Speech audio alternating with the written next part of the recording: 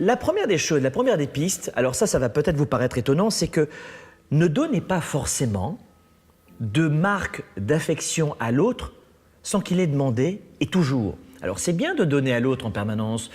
Est-ce que tu as besoin de quelque chose? Est-ce que je peux t'aider? Oui, ça c'est très bien dans une relation de couple. C'est formidable. C'est de l'amour à 110%. En revanche, de toujours faire quelque chose pour se dire je vais obtenir de l'affection, ce n'est pas de l'amour. Ah ouais. C'est du troc. Marchandage, oui. C'est du marchandage. Je te donne pour que tu me donnes. Et ça, c'est très toxique. Donc, ne donnez pas forcément en permanence de marques d'affection pour obtenir quelque chose. Je crois que souvent, cette première piste, c'est vous devez être capable de vous donner de l'amour, de l'affection, de la connexion, sans forcément avoir besoin de l'autre. Ça, c'est très important. C'est ça la première piste à explorer. C'est très beau, d'ailleurs, très profond, hein? Je crois que vous devez aussi, ça c'est la deuxième des pistes à explorer, faites en sorte de prendre des initiatives, c'est ceux qui nous écoutent en ce moment, ça c'est très important. Prenez des initiatives sans forcément l'accord de l'autre. On n'a pas besoin toujours de validation de l'autre pour se dire « je vais lire et acheter ce livre ». Non mais, parfois les personnes affectives en sont là.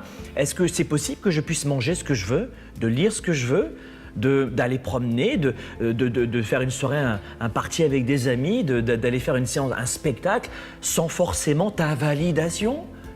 Et je crois qu'on doit s'accorder ça aussi.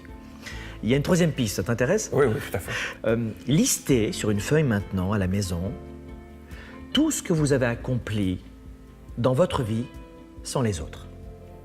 Et vous allez vous-même réaliser à quel point vous avez accompli énormément.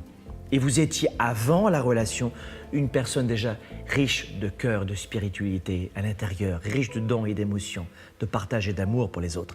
Vous étiez déjà riche avant cette relation. Et c'est parce que vous étiez riche avant cette relation que vous avez rencontré l'autre.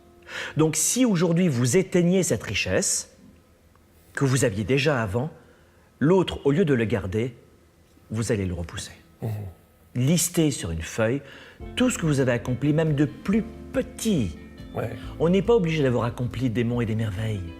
Mais vous avez besoin d'écrire sur une feuille tout ce que vous avez accompli, seul, même petit. Et n'oubliez pas, c'est la richesse, l'identité que vous êtes, le cœur, l'énergie, la lumière que vous avez et que vous aviez avant la relation qui a attiré l'autre. Si vous éteignez cette lumière, il n'y aura plus forcément autant d'attractivité que ce qu'il y avait avant la relation. Et on doit réaliser cela. On doit nourrir en permanence les autres, mais pas enfermer les autres.